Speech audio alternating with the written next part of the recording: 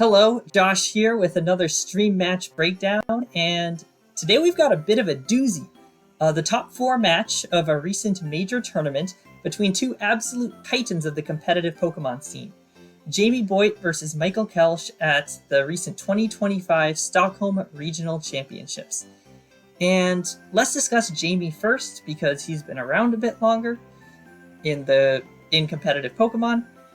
Jamie is first and foremost known for running off-meta Pokemon with off-meta sets on off-meta teams. And a lot of people do that, but the difference is Jamie Boyt finds a lot of success while doing that. He is probably the most successful player when it comes to running off-meta teams, and for that reason he's an inspiration to a lot of people, myself included. He is a 3-time regional champion. He won one of those regionals with Cottony, not Whimsicott, Cottony. That's the kind of off-meta stuff that he'll run. And he has 2 top 16 finishes at Worlds, one of which was with Fake Out Salazzle. Yep, Salazzle, running Fling and King's Rock for a second Fake Out after the first one. Yeah. He has a YouTube channel, which I will link in the description if you want to check him out. And next, let's talk about Michael. Michael goes by Michael Durbest online, and he really might be Durbest. He's been a longtime singles player and is pretty much non-negotiably the best Ranbats player of all time. He's very good at random battles. But he only got into VGC recently, and what a splash he made. His first year, the 2023 season, he makes Worlds, he shows up to Worlds, and he finishes in second place, which is just wild. But, maybe it's a fluke, and, the most competitive Worlds in history at that time, and maybe it's just a fluke. And the next season, he wins a regional. The Stockholm Regional Championships, this tournament from a year before. So he's the defending champion. And he goes to Worlds again, and he gets top 4. I don't know if it was 3rd or 4th place. He gets top 4. So he's been to 2 World Championships, and his worst finish was 4th place. That is the caliber of player we are talking about. Michael also has a YouTube channel, which I will also link in the description if you're interested in checking that out. I'm a big fan of both these players, and also of their YouTube channels, for whatever that's worth. So let's go over the teams, and let's start with Jamie Boyt. Jamie is running Koraidon Brute Bonnet, which he was running at the most recent World Championships. This looks like an iteration of his Worlds team, but it seems that he's dropped the Monkey Dory. And let's start with the Koraidon. Koraidon has the Close Combat Life Orb set that Wolf Glick popularized at European Internationals this year in order to do just absolutely massive amounts of burst fighting damage. It has Flare Blitz and Terra Fire for a good defensive type and another quote-unquote stab in the sun that its ability sets up. It has Protect, and then it has Breaking Swipe.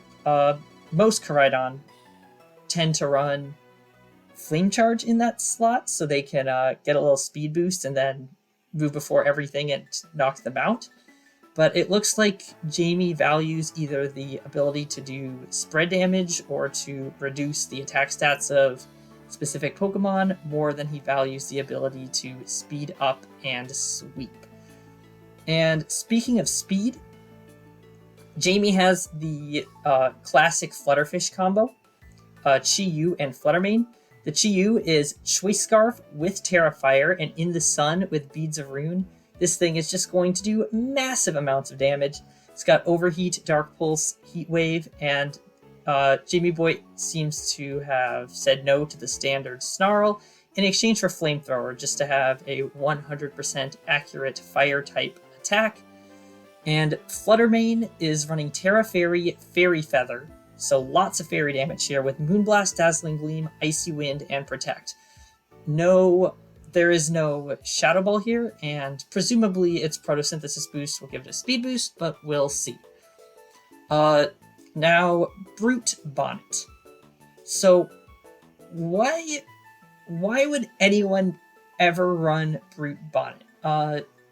Isn't it just a worse Amoonguss? And the answer is yeah, it's pretty much a worse Amoonguss, but only in some ways. And the main difference is that Amoonguss is a grass and poison type, which is a very good defensive type, while Brute Bonnet is a grass and dark type, which is a very bad defensive type. But in Pokemon, typing is ultimately contextualized by the metagame around it, and in a metagame with Calyrex Shadow Rider, I definitely see Brute Bonnet dark typing being an asset. It also has photosynthesis, meaning it can get a stat boost from the sun, which Koraidon sets up. The stat boost on Brute Bonnet tends to be defense, which lets them take Glacial Lances pretty well. I know they take just over half with the defense photosynthesis boost from a super effective Calyrex Ice Glacial Lance, which is absolutely crazy. And a lot of them can tank even a +1 Glacial Lance, which is just wild. So this thing is just probably just super duper bulky, and it has Seed Bomb, Sucker Punch, Spore, and Rage Powder. So basically the Amoonguss moveset, and then double stab moves. Sucker Punch providing nice priority. This Brute Bonnet has a Covert Cloak to prevent Fake Out, which matters a little more when you consider it's not running Protect, and is Terra Water. And finally, Jamie Boyt has Walking Wake, which continues the theme of Chi-Yu and Fluttermane of being a huge damage dealer that also terrestrializes into one of its own types to just do even more damage.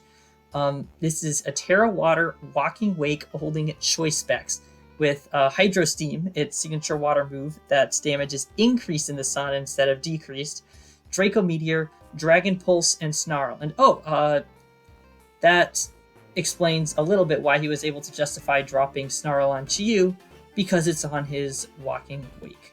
Walking Wakes tend to be photosynthesis speed, but the way that their stats work out, it's very easy to customize that. So we shall see. And then finally, Jamie has his Heatran. And Heatran is a pretty off-meta pick right now. It picked up a little bit recently, but Jamie was, as with most Pokemon, running it before it was cool. And he is running Zoom Lens Heatran. The first time I saw Jamie Boyt running Zoom Lens Heatran, I said, wow, that's cool. And then I looked up what Zoom Lens is, because I had never heard of it before. Zoom Lens is an item that gives you a 20% accuracy boost. That is double the boost of Wide Lens, but only if your Pokemon moves second. If the Pokemon that it's targeting has already attacked that turn. And Heatran isn't super duper fast by the standards of Regulation G, so it's going to be getting that boost a lot. And it has its signature move, Magma Storm, a 75% accurate move, though here a 90% accurate move with a massive 100 base power that traps the opponent on the field and damages them over time at the end of each turn for 4 to 5 turns. He's running Terra Fairy Terra Blast, Substitute, and Protect. And Heatrans recently, and I believe also Heatrans recently that Jamie Boyt has run, tend to be very physically defensive because they are meant in part to check Zamazenta, which gets absolutely shredded by the fire damage and residual damage of Magma Storm, and can't hit it with Body Press if it terrestrializes to a type that resists fighting, such as Fairy. So yeah, overall a very aggressive team where every Pokemon is capable of massive damage, but each Pokemon seems to have also fit on some sort of support move, which is very cool. When you're running Hyper Offense, you don't really want to have Pokemon that are passive supports. So here, everything is damage, but everything is also a little bit of support too, giving this team a lot of flexibility for something so hyper aggressive. And next, let's look at Michael's team. He is running Irish Hard Trick Room, called such because it was developed by members of the Irish VGC community, featuring Calyrex Ice Rider with Terra Fire. It is running the standard Protect, Glacial Lance, Trick Room, and Clear Amulet, but it has replaced High Horsepower with Close Combat for a little bit more damage, and which also allows it to pick up the one-hit KO on some Incineroars. He has 2 Redirectors. The first is Smeargle with, unsurprisingly for the Pokemon that can learn any move in the game, a excellent support move pool of Spore, Fake Out, Decorate, and Follow Me. Decorate being Alchemy signature move that doubles the attacking stats of your partner Pokemon. It's got the Focus Sash held item for survivability and is Terra Grass. The second Redirector is Indeedee, holding a Rocky Helmet to punish physical attacks. With Terra Fairy, it has Follow Me, Trick Room, Psychic, and Helping Hand, so it is not just the second Redirector, but also the secondary Trick Room setter, and Psychic Terrain is very valuable, first just for interfering with Miraidon's electric terrain, but also for hard Trick Room teams in general, because Psychic Terrain blocks priority, which is one of the best ways that most teams can punish Trick Room. Can't do that if they can't use priority attacks. As far as Trick Room sweepers go, there are 3. First and foremost is Torkoal. I'm going in order of speed with the fastest in Trick Room first here. First is Torkoal, Terra Fire with a Choice Specs, Sets the Sun, and clicks Eruption. So just so you get Trick Room up and you get Torkoal in, and you just have overwhelming damage for the remainder of that Trick Room. It has Eruption, it has Heat Wave for a spread move if it's already been damaged or took damage on the swap in. It has Weather Ball for massive single target fire damage, and then Earth Power as a coverage option. Next is Raging Bolt. Next is Raging Bolt. This one is Terra Electric Safety Goggles with Thunderclap, Draco Meteor, Protect, and Thunderbolt. Raging Bolt has basically the stat line of a restricted Pokemon, and one of the best ways to defeat Trick Room is to just slap an Amoonguss on your team with the appropriate Terra type. They set Trick Room, you send out Amoonguss, and put everything to sleep. That will not work when there's a Raging Bolt on the field. One way to stop Torkoal is to change the weather, such as with a Pelipper or a Kyogre. Well, good luck swapping into a Raging Bolt's Thunderbolt. Yes, this Pokemon definitely seems like it is tech to have a good matchup into the things that would give the rest of this team trouble, which makes a lot of sense. And finally, there is Urshifu. Yes, as a Trick Room sweeper, which I know because I've faced this team at one of my locals where an Irish player named Brian Collins was running it. And it was a slow, bulky Urshifu with Choice Band. It is Terra Grass to help deal with Amoonguss, and is running Wicked Blow, Sucker Punch, Close Combat, and then Iron Head as a tech option. Urshifu isn't the slowest Pokemon out there, so you might be wondering why run it as a Trick Room sweeper. And the answer is that one of the best ways to stall out Trick Room is to click Protect, and Protect is a very common move. You can't do that in front of Urshifu. It'll just blow right through the Protect. So even if it's not the slowest Pokemon imaginable, that's fine, because you already have Torkoal and Calyrex to fit those slow Pokemon rolls. And so this is slow, but not quite as slow, but blows through Protect. So each of these sweepers has their place, and it comes together to form a very, very scary team. Clearly, Michael thought so, because he brought it to the tournament. Without further ado, let's start the match. Michael leads Calyrex, Ice Rider, and Smeargle, as Jamie leads Brute Bonnet next to Heatran. And both of these leads make a lot of sense. Calyrex Ice wants to either set Trick Room for the hard Trick Room team, or maybe go for damage, and Smeargle is simply the best Pokemon at enabling that with Decorate, Fake Out, Spore, and Follow Me. While Jamie's Pokemon can interfere via Spore and Magma Storm's massive damage.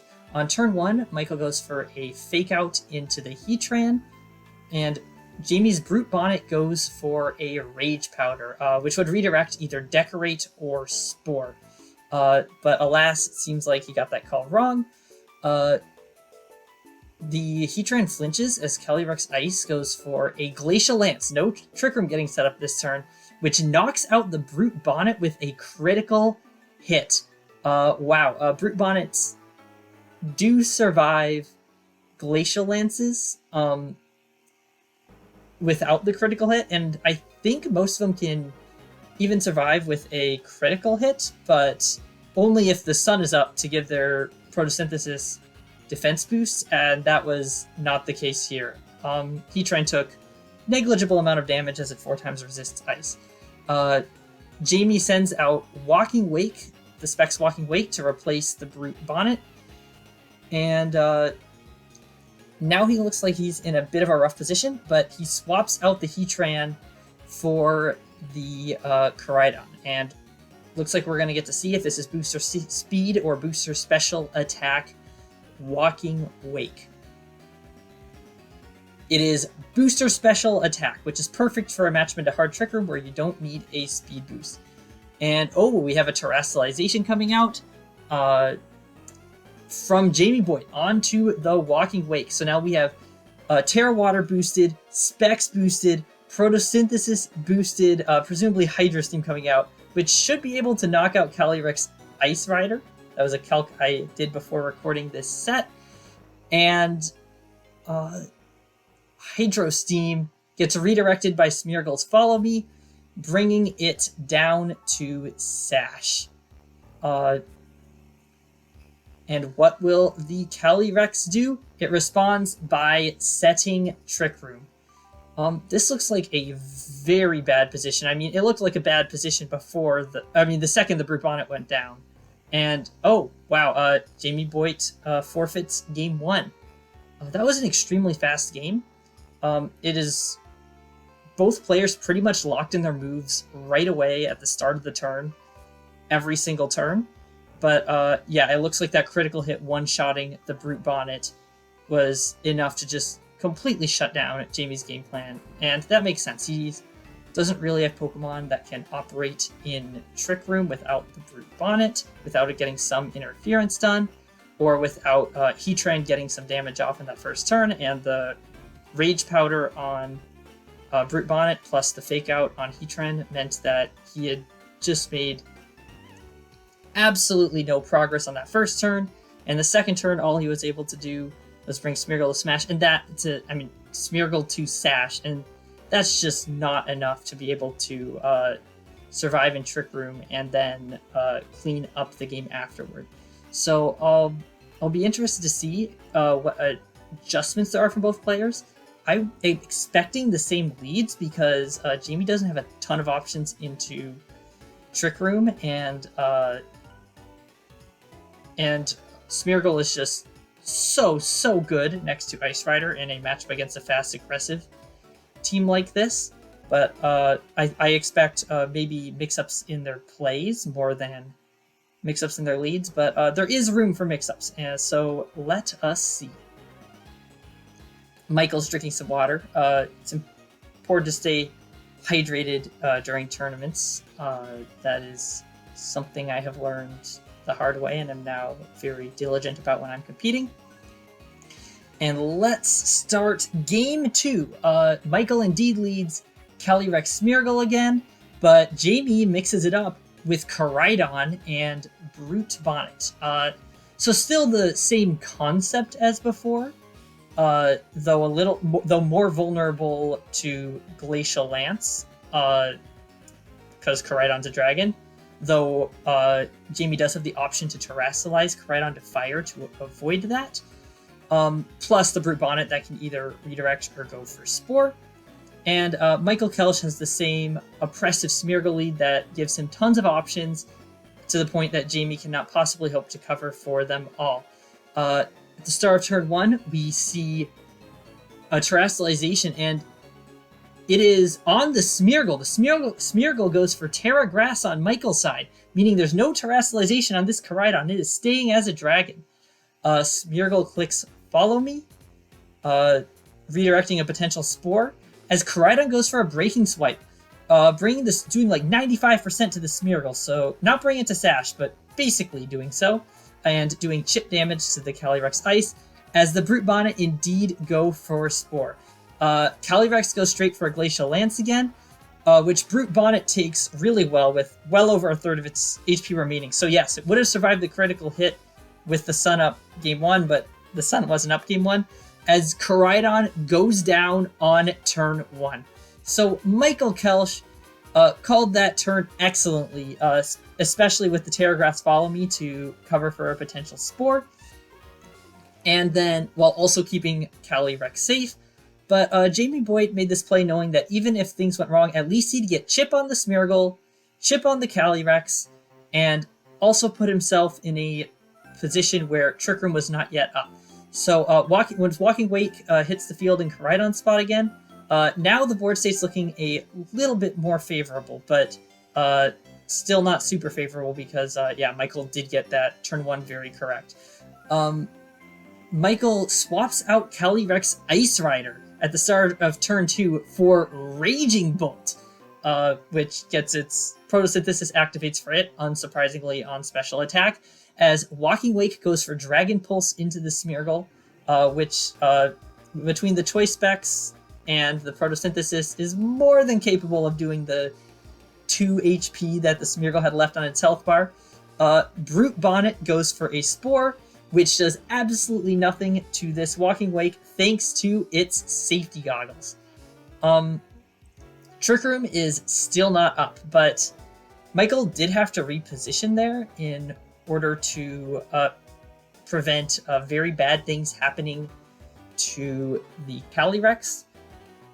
And because Jamie just had the super duper safe damage to finish off the Smeargle and Spore in order to make sure that no matter what Michael did, Trick Room did not go up. And because that was such a safe play, Michael felt comfortable, it seems, hard calling that with the swap into Safety Goggles Raging Bolt and the Follow Me, which was a fairly safe response, considering that Follow Me means Walking Wake cannot hit the Raging Bolt. And now we have Raging Bolt and the Choice Band Urshifu staring down at Brute Bonnet and Walking Wake. The big difference between that turn 2 and the turn 2 of game 1 was that the Smeargle was damaged and therefore could be finished off by the attack from Walking Wake, allowing Jamie's second Pokemon to threaten the Calyrex Ice Rider, and which completely changed the dynamic and forced Michael onto the defensive. We see a Rage Powder from the Brute Bonnet.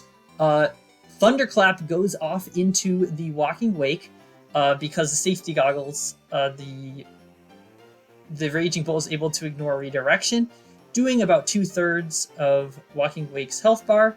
Urshifu goes for a Sucker Punch, which gets redirected by the Rage Powder and does absolutely nothing. So Michael is going for the hard read here. If I am going to eliminate your Walking Wake from just completely knock it off the face of the earth, unless you specifically call out my double priority attack with redirection, or I guess swap out. But that's probably not something Jamie wants to do if he can help it in front of such offensive threats as Sun-boosted Raging Bolt and Choice Band Urshifu.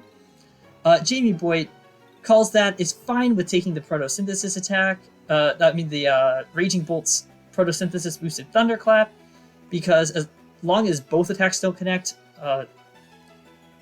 the Walking Wake will get its move off, and it uses Dragon Pulse, which it's locked onto the Raging Bolt and destroys it. It knocks it out in one attack. It is a stab attack with a Choice Specs boost and a Photosynthesis boost, and it's super effective. And even the defensive Titan of the Raging Bolt cannot stand up to that. Michael Kelsch sends out his Calyrex Ice Rider. It's the only Pokemon he has in the back, and now it's a damaged Calyrex Ice Rider and a damaged banded Urshifu locked into Sucker Punch in front of a Raging Bolt and in front of a Brute Bonnet and a Walking Wake. Notably, Redirection keeps Jamie very safe here because the Urshifu is forced to go for Sucker Punch due to the Choice Band. But no, Jamie Boyt swaps out the Walking Wake for Heatran. The Sucker Punch from Michael completely fails, and Jamie goes for a Spore into the Calyrex, putting it to sleep. So Calyrex then takes its first turn of sleep, so it is either slower than this Brute Bonnet, which would make sense, or it went for Trick Room. We will never know. Next turn, the Choice Band Urshifu goes for another Sucker Punch, which Jamie Boyt punishes by going for Substitute on Heatran and Spore onto the Urshifu. Urshifu goes to sleep, and Calyrex takes its second turn of sleep. That was just a very safe play that gave Jamie a much stronger defensive position due to both of Michael's Pokemon being asleep and Heatran now having that little bit of a safety net. Of course, it's ideal that the Calyrex Ice did not wake up, but even if it had, Jamie would have been fine, as Michael is not able to knock out both the Heatran and the Brute Bonnet in a single turn. Next turn, Jamie terrestrializes the Heatran behind its Substitute to Terra Fairy, and I think at that point we can expect to see a Terra Blast into the Urshifu. Brute Bonnet goes for a Rage Powder, just to block a... I'm not even sure if that matters at this point, because the Urshifu couldn't wake up this turn. And Heatran goes for, yes, the Terra Fairy Terra Blast into the Urshifu, knocking it out in one hit with a super effective stab attack off of Heatran's massive natural special attack stat and maybe special attack investment. As Calyrex takes a third turn of sleep. Not that waking up would save it here with Heatran having its Substitute up. I guess the point of the Rage Powder there was to stop the combination of Sucker Punch plus a close combat, destroying the Substitute if Michael woke up and called that there would be no terrestrialization on the Heatran. A bit of a niche situation that was unlikely to come up, but considering how far ahead Jamie was in that position, he could afford to cover for the most niche of situations, since his being in that position automatically covered for almost anything Michael could do. And Michael locks in the forfeit. The score is now to 1-1, and we will be going to Game 3. Once again, both players locked in their moves extremely quickly there. They both knew what they wanted to do, and they did it. And as with most hard Trick Room matchups, the first few turns have been the most important. Well, actually, that's all Pokemon. Generally, the first few turns are the most important, but especially when there's a hard Trick Room team on the field. And so I wonder if we'll get to see a game that is more explosive in this Game 3, or if it'll be a little more drawn out and even. Though inherently, this matchup is not conducive to drawn-out matches. Okay, on to Game 3, and I'm excited to see what mix-ups each player goes for. Michael once again leads with his now very standard Calyrex Ice Rider and Smeargle lead, while Jamie Boyt repeats his Game 2 lead of Koraidon and Brute Bonnet. So these are the exact same leads that we saw at the start of Game 2. And yeah, Brute Bonnet gets its defense boost again. So how could they mix it up? Jamie's lead. Jamie's turn 1 seemed very strong and like it covered for a lot of things. So is there any downside to doing it again?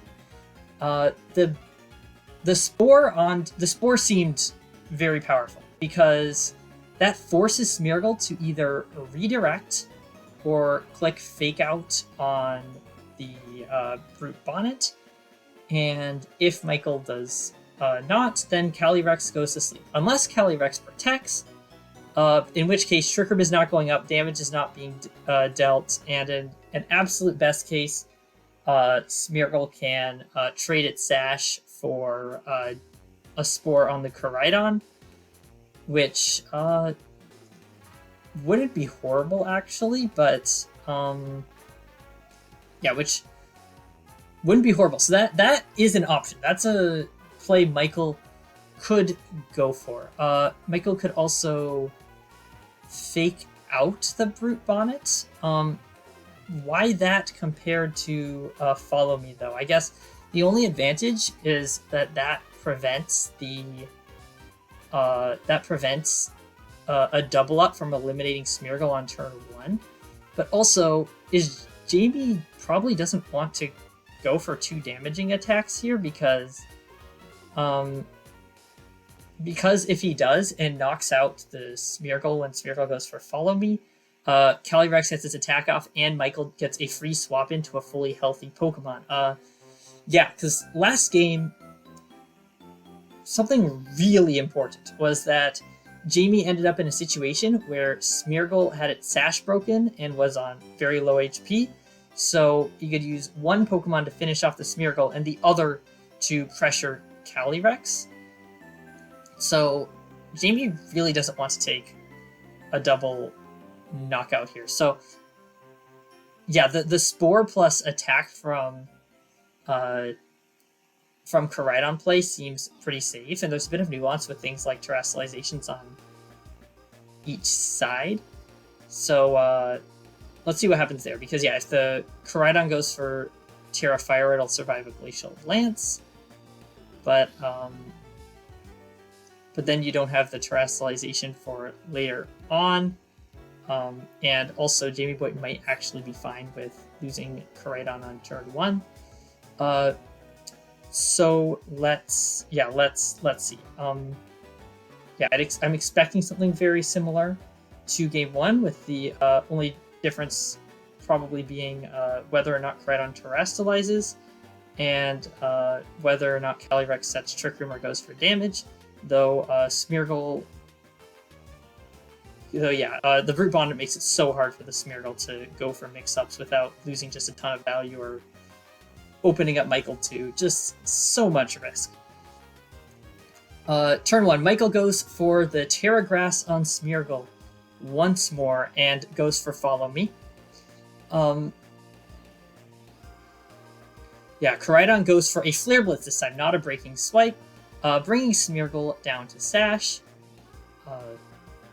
Effectively the same as the Breaking Swipe from last game, except Koraidon takes a little more recoil, and there is no chip onto the Calyrex Ice Rider. Brute Bonnet indeed goes for that Spore once more, keeping the pressure on, as Jamie goes for a Glacial Lance, which knocks out Koraidon, while Brute Bonnet, with its defense photosynthesis, once again lives comfortably on just over 1/3 of its HP remaining. So yeah, would have survived a critical hit. This is the exact same position that we found ourselves in at the end of the last game, at the end of game 2, turn 1. The only difference is that due to the Flare Blitz instead of the Breaking Swipe, there isn't that Breaking Swipe's worth of chip damage onto the Calyrex Ice Rider, though I'm not sure how much that chip damage will matter. It might. Jamie has Heatran and Walking Wake in the back, and he once again decides to swap in the Walking Wake. And yeah, the swap in is once again following the script from game 2, and we know how that ended for Michael. So I wonder if we'll see the mix-up here. let's see. Jamie goes for the Dragon Pulse into Smeargle. There is no swap into Raging Bolt this turn. And was there even a Follow Me? There was not a Follow Me. So the Smeargle had gone for either a Decorate or a Decorate or a Spore here. Oh, that so a little bit of a risk there, but Jamie targeted down the Smeargle, deciding that he didn't want to play games with that. But yeah, risking the Terra Water Hydro Steam blowing up the Calyrex, but that was a pretty safe call from Michael, because even though Jamie Boyt went for it last game, Michael's shown that he isn't going to let free attacks land on this Calyrex, and indeed, locking into Hydro Steam would be very rough if the Raging Bolt comes back in, because without Dragon damage, the Walking Wake is going to have a hard time dealing damage to the Raging Bolt. Brute Bonnet then goes for a Spore into the Calyrex Ice Rider. This means that either the Brute Bonnet is faster than the Calyrex Ice Rider, or the Calyrex went for Trick Room. We do not know, and we will not know, at least not right now. Calyrex takes its first turn of sleep, and you see Jamie Boyt in the corner, locking in, adjusting the way he's sitting, leaning forward a little bit more, as Michael Kelsch brings out the Indeedee. Okay, that implies to me that Raging Bolt probably isn't in the back. Catching the Spore on the safety goggles would be just too valuable of an opportunity to pass up. But it looks like Michael has decided that he's better served with a second Redirector, even if it means taking the Spore on the Calyrex. It's very impressive that thanks to this Brute Bonnet, Jamie has been able to apply such pressure to CIR, especially because standard Koraidon teams are considered to have a very negative matchup into Calyrex Ice Rider. I think at NAIC last year, the Koraidon had like a 30% win rate into Ice Rider, which is, or even less than that, which is really bad. But Jamie's team is anything but standard. So yeah, a real showcase of the power of Brute Bonnet here. A sentence I never thought I would say in my life, but am very happy to do so.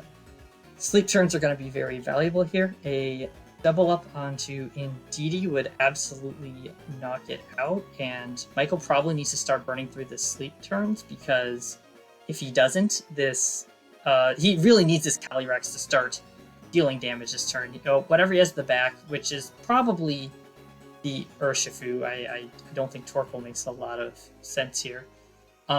Which is probably the Urshifu. Isn't going to be able to break through everything on its own. But Walking Wake should not be able to knock out the Indeedee in one hit. At least not with a Dragon Pulse. I'm sure it could with a Hydro Steam. I'm sure it could with a Terra Water Hydro Steam. But yeah, so this means that Michael Kelsch either was calling some sort of mix-up or figured that his best out was to gamble on sleep turns. And yeah, that just really demonstrates just how dominant the Brute Bonnet is into Hard Trick Room Ice Rider. The Walking Wake goes for a Dragon Pulse, bringing the Indeedee down to red HP. Brute Bonnet goes for a Spore, putting the Indeedee to sleep, and the Ice Rider wakes up after only one turn of sleep and sets Trick Room. Oh wow, that was by far the single most pivotal turn of this game so far, and I doubt that any turn coming up will be more pivotal than that. Getting the one turn sleep prevents Jamie from being able to just pound damage into the Calyrex for free, and now that Trick Room's up,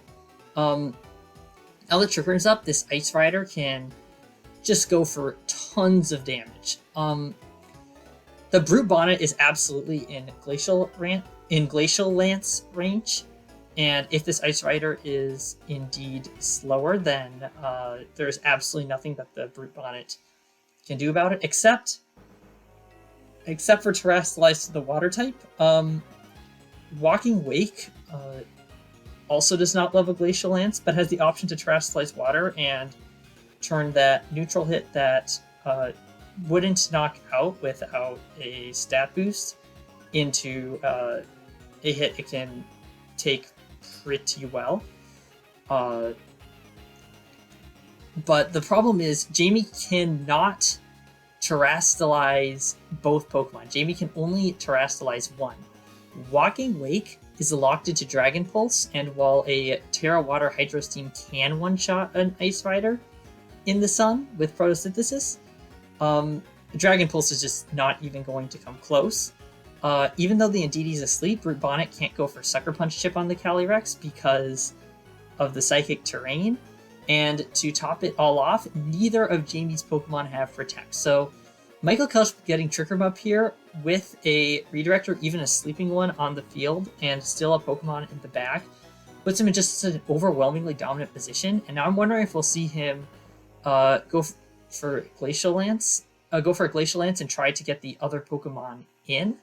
Well, there's a bit of a call to be made here, right? Because the Calyrex is going to go for Glacial Lance, I think. I would be very surprised if it went for anything else because it's not threatened and you want to be dealing damage in Trick Room and force the Brute Bonnet to either swap out or get knocked out. If it's not a Glacial Lance, it's gonna be like a close combat. No, it's gonna be a Glacial Lance.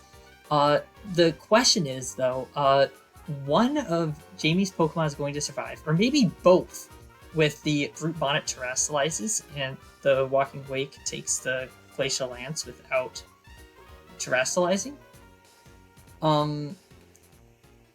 So Michael can. The problem is this Indeedee. This Indeedee has not taken any sleep turns, and it's just a super duper passive piece on the field. And Michael really wants to get his second sweeper in so we can start doing big damage in Trick Room and picking up KOs. Yeah, being able to attack with two Pokemon at once instead of one is just such a huge difference. So actually, something Michael could do is protect the Calyrex and swap into, assuming it's the Urshifu, and then being able to double attack every turn puts Michael in a very strong position. The thing is, Jamie can call that and target down the Indeedee, but if Jamie calls that wrong and doesn't hit the Calyrex Ice Rider and does knock out the Indeedee, giving Michael the free swap into a secondary sweeper for free, Jamie will lose. So there is a little bit of a call here in terms of whether Michael's going to swap out the Indeedee for another sweeper or let Michael take the hit. And Michael goes for it. Michael swaps out the Indeedee for not the Michael swaps out the Indeedee not for Urshifu. It's not Urshifu at all. It's still the Raging Bolt in the back. Meaning that if a Dragon Pulse targets into this Raging Bolt, we're just gonna see a knockout. The special attack booster activates on the Raging Bolt, and Jamie Boyt goes for a Terrestrialization. I presume on the Brute Bonnet. Yes, on the Brute Bonnet. It's into Terra Water. So now both of Jamie's Pokemon can take a Glacial Lance as Calyrex goes for Protect. Okay, so that was one of the plays I discussed of calling that Jamie is not going to attack into that secondary, into that Indeedee slot. And it looks like Michael got the slot right because got the turn right because Jamie goes for the Spore into the Calyrex and the Dragon Pulse into the Calyrex, both of which just bounce off of the Protect. And now Michael is in so much of a stronger position than before being able to attack with 2 Pokemon instead of 1. Jamie goes for a close combat into the Brute Bonnet. If Glacial Lance isn't picking up a knockout, Jamie finds that unacceptable. He wants to, he wants to remove the Brute Bonnet from the field, which makes sense because the Brute Bonnet probably underspeeds the Raging Bolt, unless it's faster in order to outspeed Ice Riders outside of Trick Room, but Michael doesn't know that one way or the other. So he decides that he just simply cannot allow this Brute Bonnet to move. And he knows that his Raging Bolt will move before the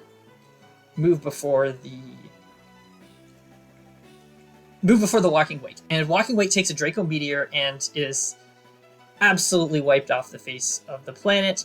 That is a double knockout, and this turn was not a read. The big read was last turn. The big read was calling whether or not Michael would swap out Indeedee or not, and protect Calyrex or not. And Michael just got that turn so correct.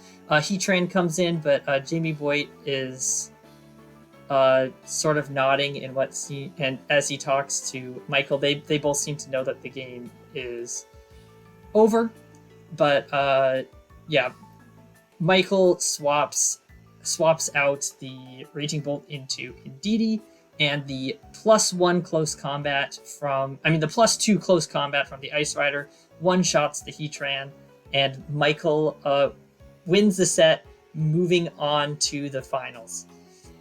Wow, what a set. What I really liked about that one is how even if games 1 and 2, both players learned a little bit more about the play styles and tendencies of the other player, as well as the matchup in general.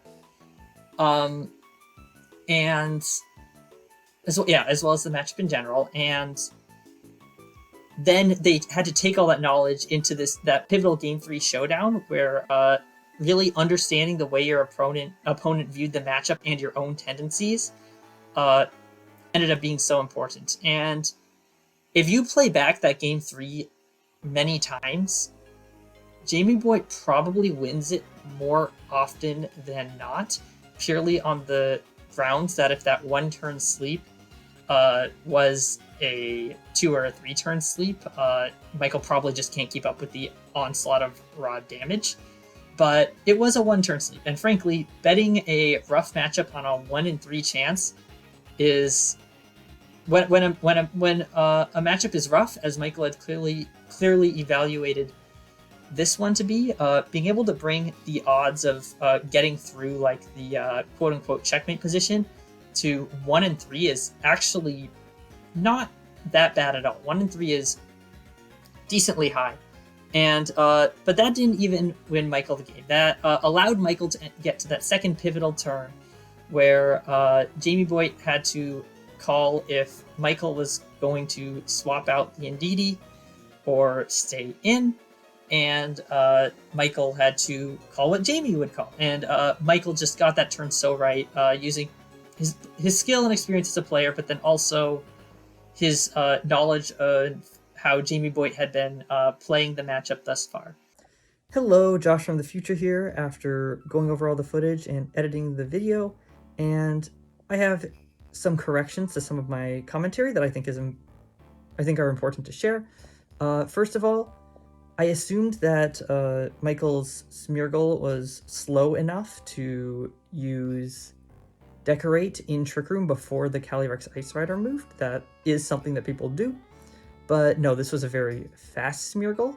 So my statement about Smeargle having Technician over Moody in order to avoid Moody messing with speed was true, but in the opposite direction. Moody can either raise or drop speed, and here you don't want Moody because it might drop your speed after you fake out on turn 1, which will ruin your line with a that requires a fast Spore on turn 2. Second of all, I listed the Trick Room sweepers in order of speed, and while it is true that Raging Bolt has a lower base speed than Urshifu, Michael trained his Urshifu to be 1 point slower than Raging Bolt, so Urshifu would move first in Trick Room, so you could do massive damage that went through Protect before your Raging Bolt attacked, or before his Raging Bolt attacked.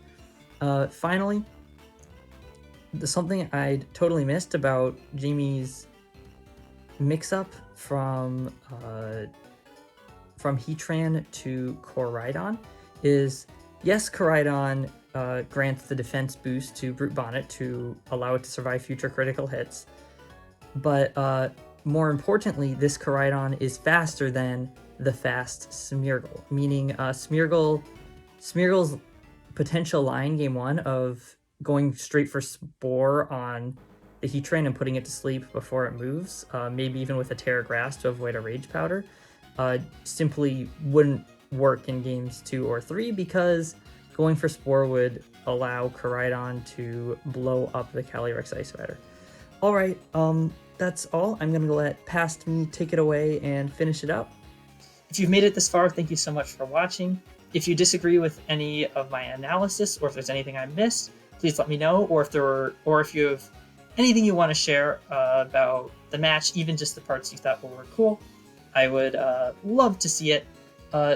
Check out on the Prankster Spore YouTube channel our recent video where Abby goes over her quite impressive tournament run with Bastiodon at a major tournament, the San Antonio Regionals. She put a lot into that, and it is quite an excellent video. And yeah, see you next time. Goodbye.